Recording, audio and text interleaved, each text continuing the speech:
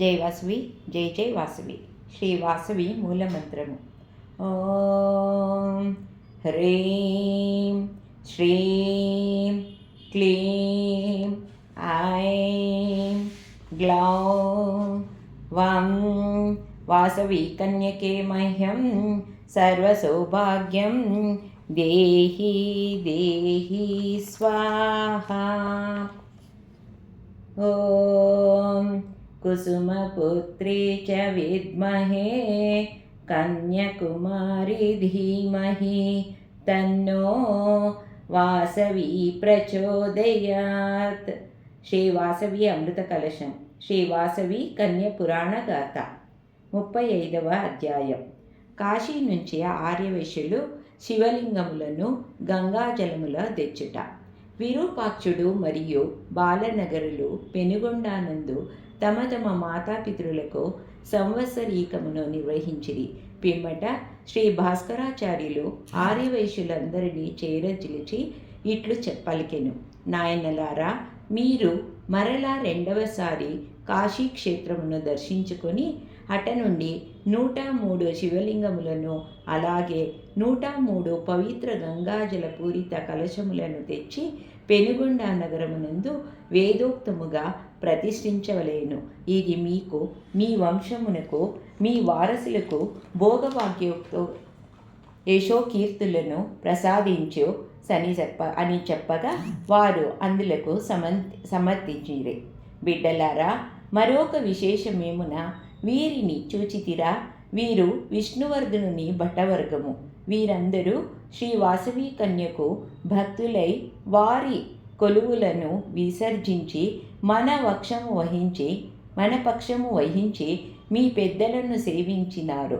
ప్రస్తుతము కాశీ వెళ్ళే మీకు వీరముష్టులు అనే పేర రక్షకులుగా మీకు ప్రయాణ సౌకర్యములు గావించుచుందరు.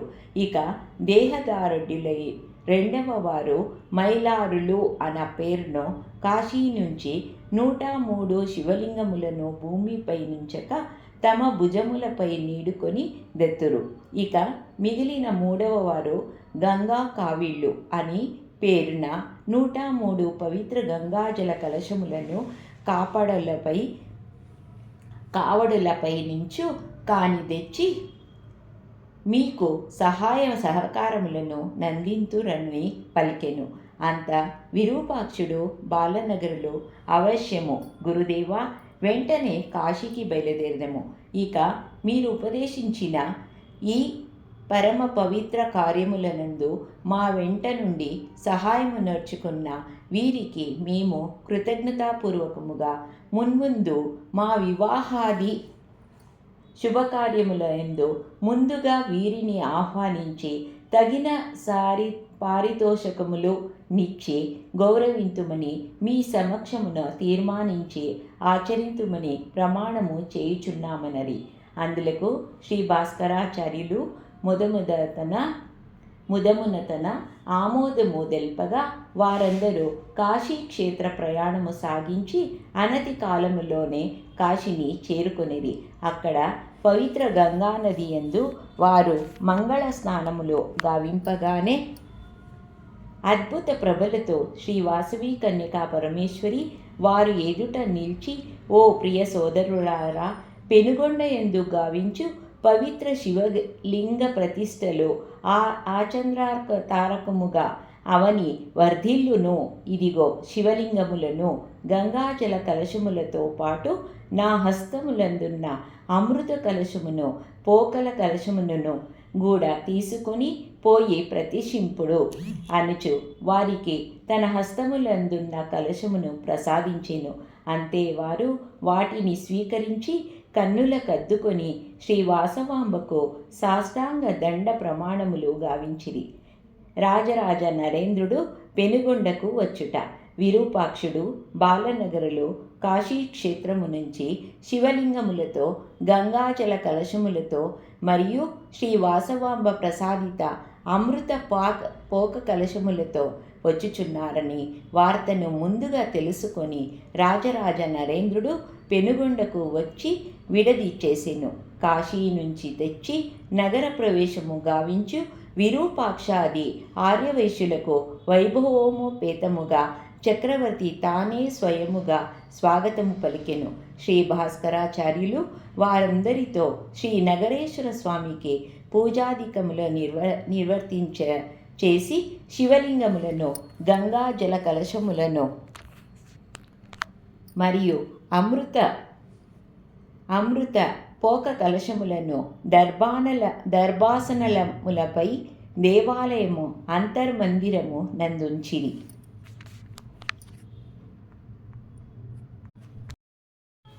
శివలింగ ప్రతిష్టలు.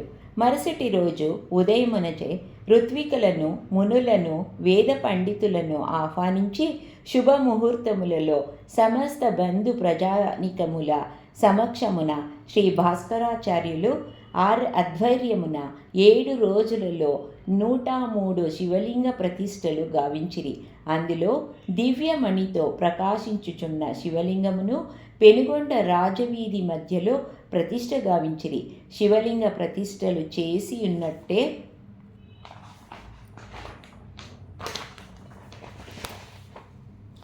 ఆ విధి పెనుగొండ నగరములందు లింగాల వీధిగా ప్రసిద్ధి పొందినది.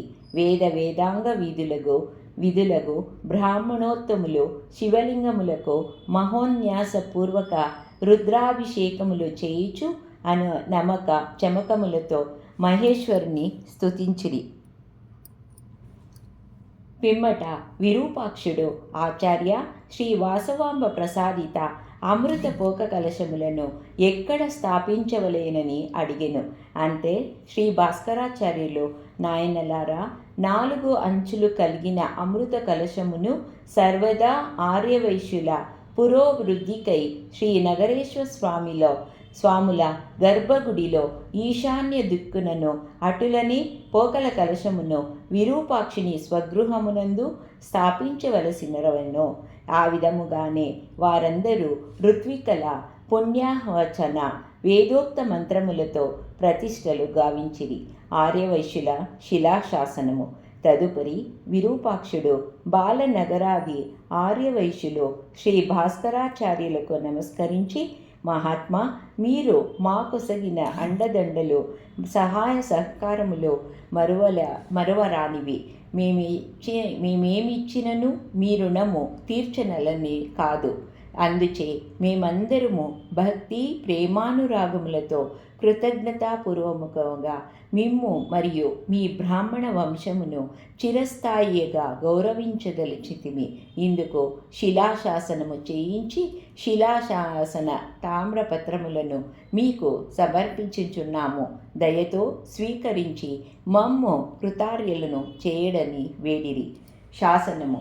కలియుగాది 642 సంవత్సరం గడిచిన పిదప 2628 సంవత్సరం మాఘశుద్ధ విధియ గురువారము స్వస్తి శ్రీ పెనుగొండ పట్టణములోని వింధ్యావాసిని సహిత శ్రీ నగరేశ్వర స్వామి, శ్రీ కోన కమలాదేవి సహిత శ్రీ జనార్దన స్వామియను, భాస్కర చంద్ర అంగారక బృహస్పతి శుక్ర శని రాహు కేతువులో ఈ పెనుగొండ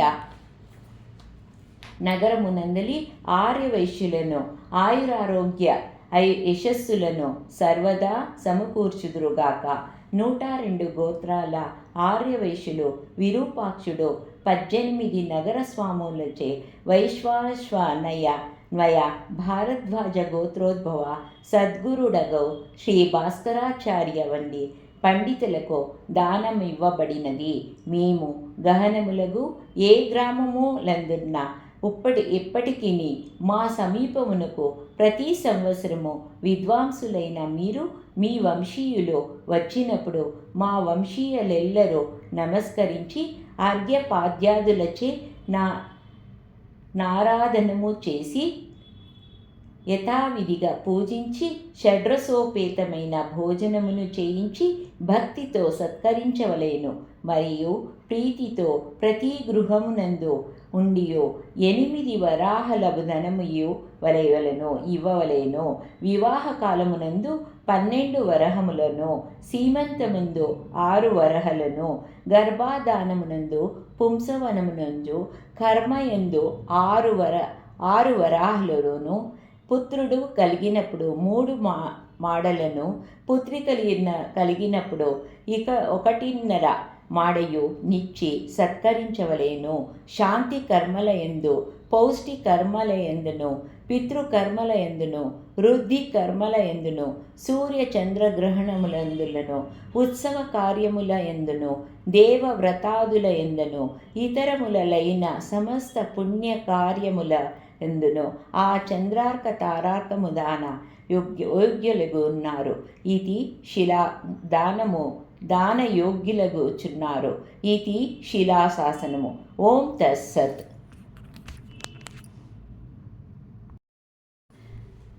అని శాసనమును పఠించి ఇది సత్యమును ప్రతిజ్ఞలను పలికిరి. అటులనే ఆ శాసనమును శిలా పలకములపై చెక్కించి ముఖ్య దేవాలయములలోనూ ముఖ్య పట్టణములలోనూ ప్రతిష్ఠించి నానతించిరి. ఆనాడు పెనుగొండ పట్టణము సుమనోహరముగా అలంకరింపబడి ఇంద్రచాపము వలె సాగెను. శ్రీ వాసవి కన్యకా పరమేశ్వరి పట్టాభిషేకము. ఒక శుభముహూర్తమున శ్రీ భాస్కరాచార్యుల వారి ఆదేశానుసారము రాజరాజ నరేంద్రుని ఆధ్వర్యమున శ్రీ నగరేశ్వర స్వామి ఆలయ ప్రాంగణమునందు శ్రీ వాసవి కన్యకా పరమేశ్వరి విగ్రహ ప్రతిష్టను, పట్టాభిషేకమును, అటులనే విరూపాక్షునికి యువరాజ పట్టాభిషేకమును జరుప నిశ్చయించిరి. ఆ దినమున ఉదయముననే శ్రీ కుసుమశ్రేష్ఠి గృహమునంది మంగళతూర్యావనములతో శ్రీ వాసవాంబ విగ్రహమును ఏనుగు అంబారిపై వెక్కించి విరూపాక్షుడు పంచకళ్యాణి అశ్వముపై ఖడ్గపాణి అయి ముందు నడుచుచుండగా బాలనగరాది ఆర్యవైశ్యులు, పురజనులు, వైదిక బ్రాహ్మణులు శ్రీ నగరేశ్వర ఆలయమునకు చేరుకొనిరి. అంతా శ్రీ భాస్కరాచార్యులు, దౌమ్యులు, సాలంకాయన మహర్షి నింద్రులు పట్టాభిషేక కార్యక్రమములను వేదోక్తముగా నిర్వహించసాగిరి. ముందుగా పాపహారములైన ఓషధీయసములతో గంగా, యమున, సరస్వతి, కృష్ణ, గోదావరి పుణ్య పంచనది జలపూరిత సహస్ర కలశములను స్థాపించిరి. అపరార్క ఋషి మునీంద్రులు అగ్ని సూక్తమును పఠించగానే హోమకుండమున అగ్ని ప్రజ్వాలితమయ్యను.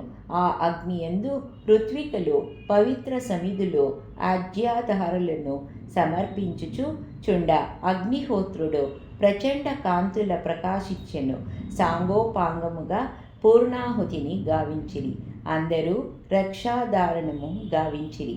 అనంతరము నవరత్న ఖచిత సింహాసనమును అలంకరించియున్న శ్రీ వాసవాంబ విగ్రహము శరీరమున ప్రత్యక్షమాయును.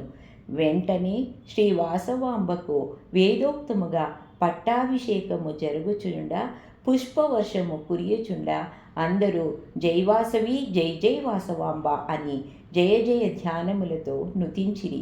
శ్రీ వాసవి భగవతి వారిని వరదాభయ హస్తములన దీవించెను. మరుక్షణముననే శ్రీ వాసవాంబ సోదరుడుకు విరూపాక్షునికి యువరాజ పట్టాభిషేకమును స్వయముగా నిర్వహించెను. అందరూ దానిని గాంచి జయ జయ ధ్వనుల వినదించిరి. శ్రీ వాసవాంబ రాజరాజ నరేంద్రునికి మణిని ఖడ్గమును ప్రసాదించుట. దివ్యకాంతులతో ప్రకాశించుచున్న శ్రీ వాసవి కన్యకా పరమేశ్వరిని గాంచి రాజరాజ నరేంద్రుడు ఆనందాశ్చర్యముల భావోద్వేగమున కన్నీరు స్రవించుచుండు సాష్టాంగ నమస్కారములు గావించుచు, అమ్మా జగన్మాత, నా తండ్రి చేసిన అపరాధములు మన్నించి నన్ను కరుణించమని ప్రార్థించెను. అంత శ్రీ వాసవాంబ, నాయన పేదన కడుకము విధి జరిగినను అంతా మంచికే. నీవు త్రికరణ శుద్ధిగా నా మహామంత్రమును జపించి నన్ను సంతృప్తి పరిచితివి. చిరకాలము భోగభాగ్యములతో యశోకీర్తులలో వర్ధిల్లును. ఇదిగో నీకొక దివ్యమణిని ప్రచండ ఖడ్గమును ప్రసాదించుచున్నాను, గైకొనుమనెను. రాజరాజ నరేంద్రుడు వాటిని తీసుకొని కన్నుల కద్దుకొని నా జన్మ ధన్యత పొందినది శ్రీ వాసవాంబ పాదములకు నమస్కరించెను. ఆ పిదప శ్రీ వాసవాంబ ఇట్లు పలికెను, భక్తులారా, నాదొక కోరిక గలదు, మీరందరూ దానిని తక్షణము నెరవేర్చుడను. అది విని శ్రీ భాస్కరాచార్యులు చిరునవ్వు నవ్వుతూ, అమ్మ, త్రిలోక సంరక్షిణి, చరాచర సృష్టికర్తవైన నీవు నీ కోరికను తీర్చగల ధీమంతులను అనెను. ధీమంతులమా మేము అనెను. అయ్యా, అట్ల కాదు, ఎవ్వరి పనులను వారే చేయవలేను. హేలాపుర నివాసియగు అరిది శ్రేష్ఠి పుత్రిక రత్నవతిని మా నరేంద్రుడు, మా సహోదరుడు విరూపాక్షుడు ప్రేమించినాడు. వారి కళ్యాణము గాంచవలెనని నా కోరికగా ఉన్నది. నా కాన వెంటనే వారి వివాహమును జరిపింపుడని ఆజ్ఞాపించెను.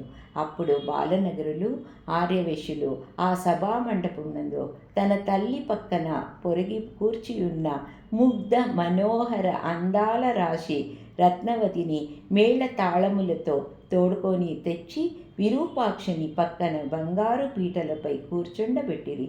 శ్రీ భాస్కరాచార్యులు ఆనందముతో వారిరువురకు వేదోక్తముగా వివాహమును జరిపించెను. గగనము నుండి పుష్పవృష్టి కురిపెను. ఆ కళ్యాణమును శ్రీ వాసవాంబ సంభ్రమోత్సాహ భావోద్వేగముల కన్నుల పండుగతో తిలకించుచు ముత్యాల పగడాల తలంబ్రాలను వారి శిరములపై పోయించి అక్షతలతో మాత్రం నూతన వధూవరులను తన వరద అభయ అస్తములను దీవించెను. అప్పుడు ఆటనున్న వారందరూ నమో దేవ్యై సుభద్రాయై కన్యకాయే నమోన్నమః, శుభం కురు మహాదేవి వాసవ్యై చ నమోన్నమః, జయాయై చంద్రరూపాయై చండికాయై నమోన్నమః, శాంతి మనోదేవి వాసవ్యేతే నమోన్నమో.